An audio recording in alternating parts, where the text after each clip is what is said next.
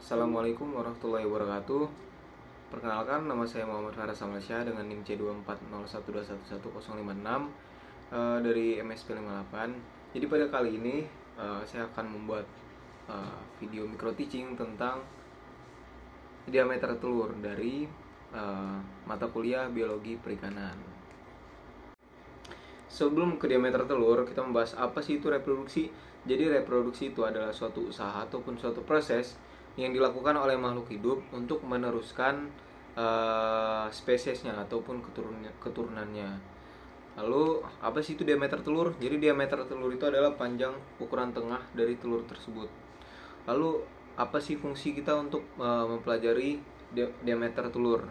Jadi diameter telur ini sangat penting dalam bidang perikanan ataupun biologi perikanan, karena dengan mengetahui diameter telur kita bisa mengetahui tipe pemijahan telur tersebut, dan juga kita bisa tahu ukuran ikan tersebut, karena semakin besar diameter telur maka ikan pun akan besar juga. Jadi pemijahan pada ikan tuh ada dua tipe. Yang pertama ada partial dan juga ada total. Apa sih itu partial? Jadi ikan itu dalam satu tahun itu memijah lebih dari lebih dari satu kali. Jadi dia mengeluarkan telurnya itu tidak semuanya, jadi bertahap. Dan untuk ikan yang memijah secara total, maka ia akan melakukan pemijahan atau mengeluarkan telur secara total.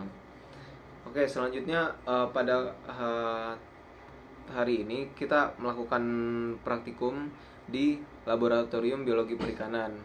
Jadi pada praktikum kali ini kita melakukan praktikum tentang diameter telur. Jadi alat-alat yang disiapkan, yang pertama adalah mikroskop, pipet tetes, lalu cawan petri, botol jar, lalu ada aquades.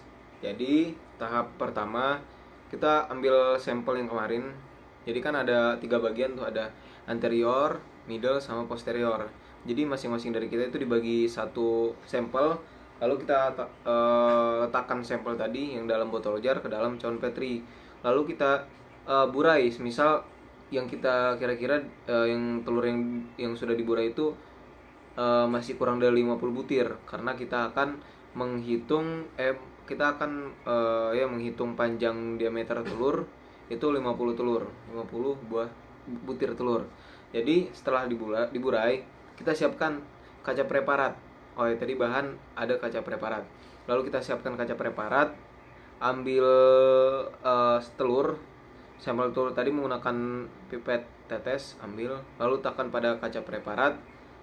Lalu setelah dirasa cukup sekitar ada 50 ataupun lebih butir telur, kita letakkan preparat di meja preparat di mikroskop.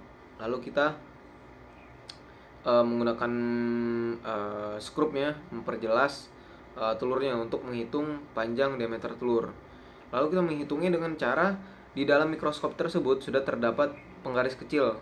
Jadi kita tinggal menyesuaikan agar kita bisa menghitung berapa panjang diameter telur tersebut.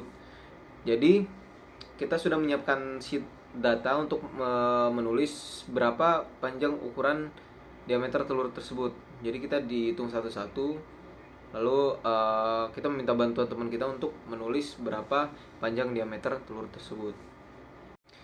Tidak lupa kita harus memperhatikan beberapa hal saat menghitung telur, yaitu kita harus menghitung telur yang bentuknya masih bulat dan tidak pecah ataupun bentuknya sudah tidak beraturan lagi.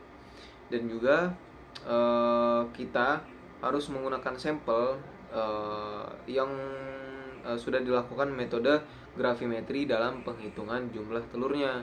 Mengapa seperti itu? Karena pada metode gravimetri telur terburai secara baik, dan juga telur tidak hancur, kebanyakan tidak hancur.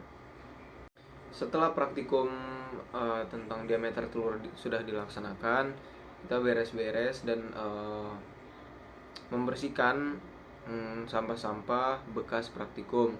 Lalu setelah itu kita melakukan evaluasi supaya praktikan menjadi lebih baik pada praktikum kedepannya.